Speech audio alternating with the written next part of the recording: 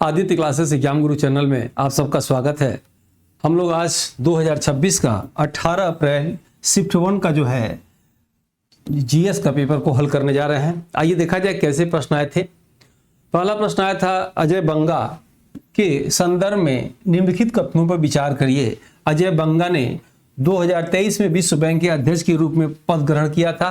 तो इसके पहले विश्व बैंक के अध्यक्ष कौन थे? डेविस मलपास थे। डेविस मलपास, अब तो पुराना भी पूछा जा रहा है। डेविस मलपास जिस दिन आंध्र प्रदेश से तेलंगाना अलग हुआ था उसी दिन 2 जून को याद रखिएगा। और 2023 में क्या हुए थे? इन्होंने जो है अपने पद से हटे और उनके बाद जो है कौन हुए थे? अजय बंगा हुए थे। तो ये भी लाइन आपका पहला सही है। और वे मास्टर कार्ड के मुख्य कार्यकारी अधिकारी रह चुके हैं। ये भी पुरानी न्यूज है, याद रखिएगा।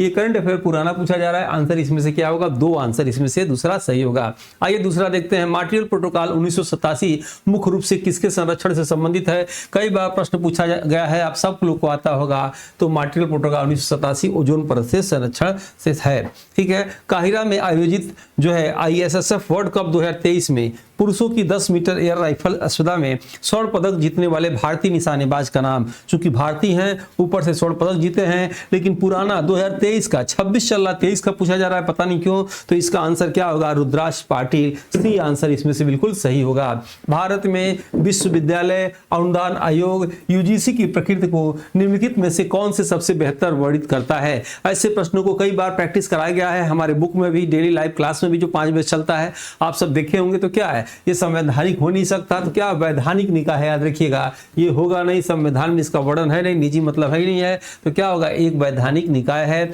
इसमें से सी आंसर जितने लोग का होगा सही होगा। और भारत में 2011-12 की आधिकारिक गरीबी के अनुमान के लिए उपभोग व्यय आधारित पद्धति किस समिति के सिफारिश पर जो है आधारित थी? याद रखिएगा, आप मेरे नोट्स में देखिएगा जो है उसमें भी इस चीज को दिया हुआ है। लखड़वाड़ा समिति तो प्रथम याद रखिएगा, अलग समिति याद रखिएगा, कैलोरी मापन दिया था। तेंदुलकर समिति और रंगराजन समिति में से दोनों आंसर होगा, क्योंकि अगर इसमें पूछता कि मासिक, अगर पूछता मासिक जो है उपभोग व्यय के आधार पे तो जो है तेंदुलकर समिति ने इस सिफारिश दिया था 2009 में। तो ये बिल्कुल सही था। याद रखिएगा 11-12 में इसकी स्थापना, तो 11-12 में इसने दिया था।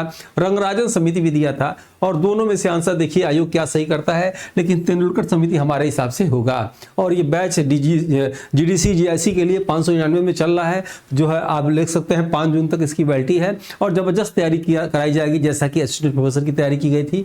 आइए इसको देखते हैं हम लोग। और यूट्यूब पे आपको फायदे मिलेंगे, साथ में कोर्स लेंगे तो ये सब फायदे आपको मिलेंगे। और टेस्ट से हमारे ये सब लाभ है, आप देख सकते हैं फुर्सत में इसको। आइए कोर्स लेने के लिए आप डाउनलोड कर सकते हैं आदित्य क्लासेस एग्जाम गुरु, या इस नंबर पर आप व्हाट्सअप कर सकते हैं। ठीक है। टेलीग्राम में डेली फ्री में टेस्ट होता है, सुबह ज्वाइन करना चाहिए। सही वीडियो की लिंक जो है भेज दी जाती है व्हाट्सएप पे, इस पे भी आपको ज्वाइन करना चाहिए। नया बैच स्टार्ट हुआ है 26 यूपी टेट 2026 का। इसमें मैं शिक्षण, CDP और पर्यावरण GS पढ़ा रहा हूं। आप चाहे तो इसको ज्वाइन कर सकते हैं या किसी को बता सकते हैं। ठीक है। तो आइए 6वें प्रश्न को देखा जाए। सूचना एवं संचार प्रौद्योगिकी ICT के सीमाओं के संदर्भ में निम्नलिखित कथनों पर विचार करिए। ICT का अत्यधिक निर्भरता शैक्षिक वातावरण में प्रत्यक्ष संवाद को कम करता है। आप मेरे बुक को देखिएगा, बुक में मैंने इसकी विस्तृत चर्चा इसमें किया भी है।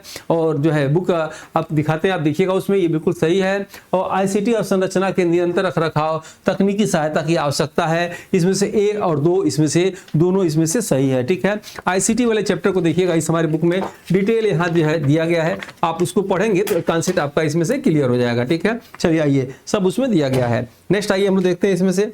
नेक्स्ट देखेंगे इसमें से भारत के सौर मिशन आदित्य 11 को किस प्रक्षेपण यान से लॉन्च किया गया? ठीक है। तो श्रीहरिकोटा से लॉन्च किया गया था। 2 सितंबर 2023 को लॉन्च किया गया था। और PCSLV C57 से लॉन्च किया गया था। पुराना क्वेश्चन है, आप लोग जानते ही होंगे। गंगा की जलधारा की दृष्टिकोण से सबसे बड़ा सहायक नदी कौन सा है? एकदम नागिन प्रश्न है, आ गया है। मैं पढ़ाते समय कहता भी हूं कि नागिन प्रश्न से बच के रहिएगा। गंगा की जल प्रवाह की दृष्टि से सबसे बड़ी सहायक नदी कौन सी है? अगर प्रश्न ये पूछता, जल प्रवाह की दृष्टि नहीं रहता, प्रश्न ये पड़ता कि गंगा की सबसे बड़ी सहायक नदी कौन सी है। सहायक नदी बताए थे वह नदी जो अपना अस्तित्व किसी बड़े नदी में जाके समाप्त कर दे उसे सहायक नदी कहते हैं। वैसे गंगा की सबसे बड़ी सहायक नदी तो यमुना नदी है, लेकिन जल प्रवाह की दृष्टि से पूछा है इसीलिए नागिन प्रश्न बन गया है। उस हिसाब से घाघरा होगा। घाघरा प्राचीन नाम किसका था, तो सरयू का याद रखिएगा, प्राचीन नाम था सरयू नदी का। नेपाल में इसे कोणनदी के नाम से भी जाना जाता है, याद रखिएगा। तो आंसर इसमें से, इस प्रश्न के हिसाब से बी आंसर इसमें से होगा। ठीक है, सरयू नदी ये कहां से आता है, नेपाल से आता है। कहां से, नेपाल के हिमालय क्षेत्र से आता है और कोणवती नदी के नाम से इसे नेपाल में जाना जाता है। आइए नेक्स्ट देखते हैं 8वां प्रश्न। 8वां प्रश्न देखा जाए फिजियोलॉजी, याद रखिएगा फिजियोलॉजी जो है या मेडिसिन का नोबेल पुरस्कार 23 उन खोजों के लिए दिया गया जो कोविड-19 टीकों में प्रयुक्त किस तकनीकी के विकास से संबंधित है। बार बार 13 क्यों आ रहा है समझ में नहीं आ रहा। ठीक है, किस तकनीक से संबंधित है, तो ये mRNA वैक्सीन और ये जो है उन्होंने खोज किया था। 2 वैज्ञानिकों का नाम आप जानते होंगे। ठीक है, विस्मैन का नाम जानते होंगे जिन्होंने कोविड-19 के लिए प्रयुक्त जो है तकनीकी का विकास किया था, और कार्निको का नाम जानते होंगे। ये प्रश्न पूछा हुआ था, आंसर इसमें से जो है ए दिया हुआ है। नेक्स्ट आप देखेंगे इंटरनेट पर डाटा के विश्वसनीय अंत से अंत संचरण के लिए त्रुटि जांच और पुनः जो है प्रेशर सुनिश्चित करने वाला प्रमुख प्रोटोकॉल कौन सा है, तो याद रखिएगा आंसर क्या होगा, इसमें से बी टीसीपी होगा। औद्योगिक गतिविधियों के कारण पर्यावरणीय क्षरण का प्रमुख कारण निम्नलिखित में से कौन सा है। ठीक है, प्राकृतिक आवास का संरक्षण, नगरीकरण, ऊर्जा प्रौद्योगिकी का उपयोग, वायु और जल निकाय में प्रदूषण के अत्यधिक उत्सर्जन, सतत उनको बढ़ावा देना। तो फैक्ट्रियों से क्या निकलता है, आप जानते होंगे खतरनाक विषैली गैस निकलती है, वायु निकलती है, और अपशिष्ट पदार्थ निकलता है, जल निकायों के प्रदूषण को अत्यधिक उत्सर्जित करता है। आंसर इसमें से सी होगा। आपको इसमें सुमेलित करना होगा, पर्वत वाले चैप्टर में पढ़ाए थे। सबसे पहले अरावली, याद रखिएगा भारत और विश्व की सबसे पुरानी पर्वत है, सबसे पुरानी पर्वत है, यानी कि डी का 1 खोजिए, डी का 1 सर, ठीक है, सॉरी सी का जो है 1, सी का 1 खोजिए, सी का 1 किसमें है, तो सी का 1 इसमें मिल गया, यही सही है। बाकी आप मिलाएंगे भी तो सही है। काराकोरम याद रखिएगा, K2 गार्डविन आइस्ट्रीम बताए थे। पीर पंजाल याद रखिएगा, पीर पंजाल कहाँ, लघु हिमालय, और सतपुड़ा आप देखिएगा नर्मदा और ताप्ती नदियों के। ये तो आंसर इसमें से क्या होगा, डी आंसर इसमें से बिल्कुल सही है। नेक्स्ट आइए देखते हैं शैक्षिक मूल्यांकन में किसी परीक्षण की वैधता का अर्थ है। मैंने आपको जब एनईपी की क्लास लिया था, याद होगा, आज से ठीक 2-3 दिन पहले मैंने कहा था कुछ प्रश्न ऐसे आएंगे जो आपके समझ पे विकसित करेगा, और इस प्रश्न को हल करने का तरीका यही होगा। आप प्रमाण के साथ अभी 10 मिनट में देखेंगे मेरे साथ। जो ज्यादा लंबा होगा, बड़ा होगा, समझाने की कोशिश किया होगा, यही मैं कहा था आपसे, वो आंख बंद करके लगा दीजिएगा, सही होगा। आप देखेंगे सबसे लंबा इसमें से यही है। परीक्षण द्वारा वही मापा जाना जिसका मापन उद्देश्य है, यही नहीं आगे के भी कुछ और प्रश्न जो समझ में विकसित दिए गए हैं वो भी उसमें नियम लागू करेगा, आप देखेंगे। नेक्स्ट देखिएगा, भारत में भारतीय रिजर्व बैंक द्वारा मौद्रिक नीति लक्ष्य निर्धारण के लिए खुदरा जो है मुद्रास्फीति मापने के लिए किस सूचकांक मुख्य रूप से उपयोग किया गया था। अरे भाई, तो उर्जित पटेल समिति याद रखिएगा, उर्जित पटेल समिति, इतना पुराना पूछा जा रहा है, सोचिए जो है कब, ये जो है मार्च 2024 में, याद रखिएगा उस समय, यानी क्या हो जाएगा इसमें उपभोक्ता मूल्य सूचकांक, आंसर इसमें से डी हो जाएगा। ठीक है, आंसर इसमें से डी सही है। निम्नलिखित में से कौन सा घटक जो है समानता 2014 होगा, सॉरी 2014 में उन्होंने आया था। नेक्स्ट देखेंगे, निम्नलिखित में से कौन सा घटक समानता सूचना संचार प्रौद्योगिकी के दायरे में शामिल नहीं है। ठीक है, तो कौन सा शामिल नहीं है, तो आईसीटी में आप जानते होंगे दूरसंचार नेटवर्क का है, इंटरनेट का है, कंप्यूटर हार्डवेयर सॉफ्टवेयर का है, एनालॉग यांत्रिकी मशीनरी का जो है ये नहीं है। आंसर इसमें से सी ही बिल्कुल सही होगा। हाइब्रिड कंप्यूटर में बताए थे आपसे, और आपको मॉडर्न के विषय में बताए थे, एनालॉग को डिजिटल में, याद रखिएगा आंसर इसमें से सी होगा। कौन सा पर्यावरण प्रबंधन दृष्टिकोण प्रदूषण उत्पन्न होने के बाद उपचार करने के बजाय स्रोत पर ही उसे रोकने पर बल दिया जाता है। जैसे रेलवे का जो है लैट्रिन की जो टंकी होती है, जहां मल इकट्ठा होता है, वहीं पे उसको बायो में बदल दिया जाता है, यानी क्या कि प्रदूषण निवारण दृष्टिकोण से आंसर इसमें से सी बिल्कुल, जितने लोग का भी आ रहा होगा, सही होगा। भारतीय राष्ट्रीय आंदोलन की निम्नलिखित घटनाओं को सही कालक्रम में व्यवस्थित कीजिए। एकदम पूर्ण रूप से यह नागिन प्रश्न है। आइए दिखाते हैं कैसे नागिन प्रश्न है, कैसे आपसे गलत हुआ देखा जाए। भारतीय राष्ट्रीय कांग्रेस की स्थापना कई बार बताए थे, कब, 28 दिसंबर 1885 को डफरिन के समय। बंगाल का विभाजन देखिएगा, वैसे बंगाल का विभाजन 16 अक्टूबर 1905 को होता है, लेकिन घोषणा इसकी कब होती है, जुलाई 1905 को होता है। है, जुलाई 1905 को होता है। लेकिन अगर लागू देखा जाए तो 16 अक्टूबर 1905 को होता है, जिसको ये डेट अगर याद होगा तो प्रश्न नागिन बन जाएगा। और स्वदेशी आंदोलन याद रखिएगा, अगस्त की बात होती है, अगस्त 1905 की बात होती है। और लखनऊ समझौता आप जानते होंगे 1916 में, ठीक है। तो ये वाला क्या होगा, पीछे हो जाएगा, जुलाई के बाद जो है अगस्त आता है। यानी सबसे पहले क्या जो है आपका 1/85, उसके बाद जुलाई 2, फिर 3, फिर 4, ठीक है। यानी कर सकते हैं 1, 2, 3, 4।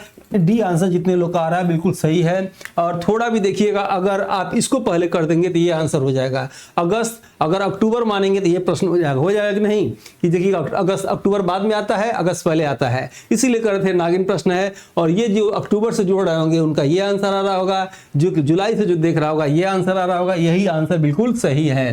नेक्स्ट आइए, उच्च शिक्षा स्तर पर शिक्षण का प्रमुख उद्देश्य क्या है। लगाइए हमारा फार्मूला, जो सबसे बड़ा हो, समझाने की कोशिश कर रहा हो वही सही है। कौन सा फार्मूला सबसे बड़ा का, यही। ऐसे एलिमिनेट करके भी कर सकते हैं, यही सही भी है। उच्च शिक्षा स्तर पर शिक्षण का प्रमुख उद्देश्य क्या है, समालोचनात्मक चिंतन और जो है स्वाध्याय का बढ़ावा देना। आंसर इसमें से बी बिल्कुल सही है। किसी का पेपर है तो लिया गया था, आंसर अपने हिसाब से लगाया है। निम्नलिखित में से कौन सा अनुसंधान, निम्नलिखित में से कौन सा अनुसंधान में प्राथमिक डेटा का स्रोत माना जाता है। लगाइए हमारा फार्मूला, जो एलिमिनेट करने वाला बताए थे, क्या होगा सबसे बड़ा, कौन सा इसमें से, निम्नलिखित में से कौन सा अनुसंधान प्राथमिक डेटा बताए थे। प्राथमिक डेटा क्या है, जब शोधार्थी स्वयं जाएगा और प्रत्यक्ष रूप से जो है इकट्ठा करेगा सामने से, तो वो क्या होगा, प्राथमिक डाटा होगा। यानी क्षेत्रीय सर्वेक्षण के माध्यम से प्रत्यक्ष उत्तर प्राप्त करना। आंसर इसमें से डी। और देखिए चारों में से सबसे बड़ा ये है, समझाने की कोशिश किया है। याद आ रहा आपको एनईपी की क्लास, उसमें मैंने बताया था। नेक्स्ट देखिए, इसमें से देखा जाए, ये थोड़ा घुमा के पूछा हुआ है, संविधान के किन अनुच्छेदों के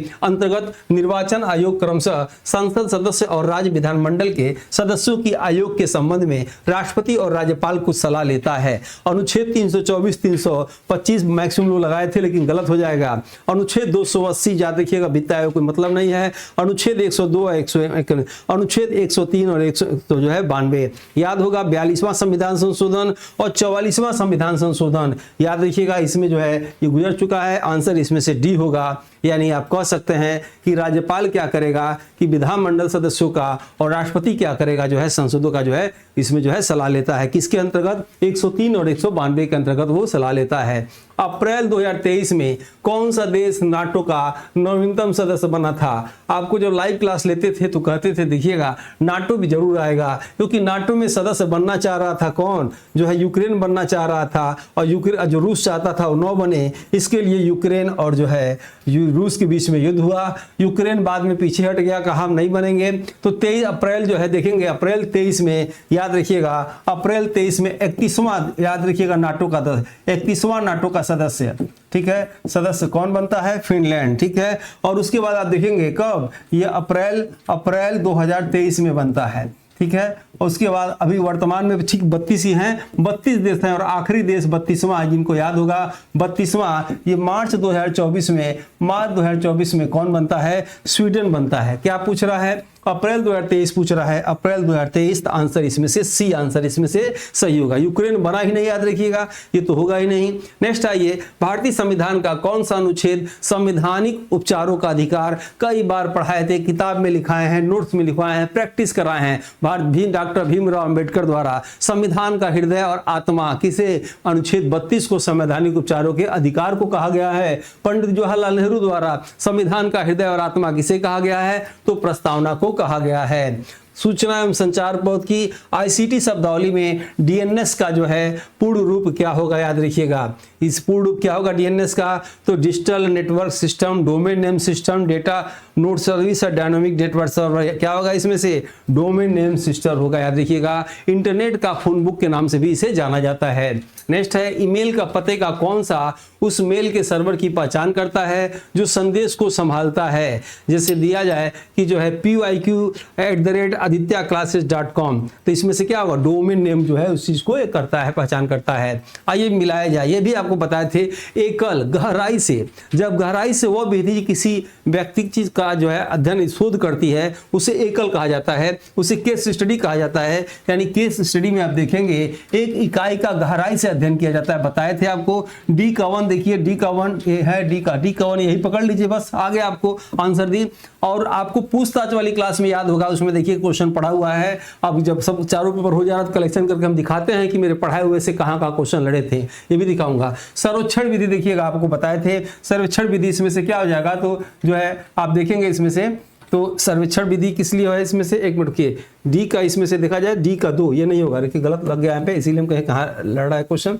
आप ये आपका होगा केस अध्ययन विधि एक इकाई के लिए, यानी कह सकते हैं इसमें से डी का जो है 2, तो डी का इसमें से देखेंगे तो बी आंसर, इसमें से आंसर सही आएगा, ठीक है। और सर्वेक्षण विधि में देखिएगा तो क्या बड़ी जनसंख्या के डेटा संग्रह करने के लिए, प्रयोगात्मक विधि कारक परिणाम संबंध स्थापित करने के लिए, और ऐतिहासिक में दस्तावेजों अभिलेखों के माध्यम से भूतकाल का अध्ययन करने के लिए। 25 का आंसर याद रखिएगा क्या आएगा, 25 का आंसर इसमें से बी आएगा। आइए इसको भी देखा जाए कि भारत के राष्ट्रपति सामान्यतः मंत्रिपरिषद की सहायता और सलाह पर कार्यकारी शक्तियों का जो है प्रयोग करते हैं। संविधान का अनुच्छेद 74 राष्ट्रपति के पुनर्विचार के बाद मंत्रिपरिषद की सलाह के अनुसार कार्य करने के लिए बाध्य करता है। तो भारतीय संविधान क्या है, संसदीय प्रणाली बताया गया था, संसदीय प्रणाली बताया गया था, इस हिसाब से आप देखेंगे तो आंसर इसमें से ए बिल्कुल सही है। नेक्स्ट है कि नीचे दिए गए निम्नलिखित में से कथनों में से कहा गया है स्वच्छ भारत मिशन का उद्देश्य पूरे भारत में स्वच्छता और ठोस अपशिष्ट प्रबंधन में सुधार करना है,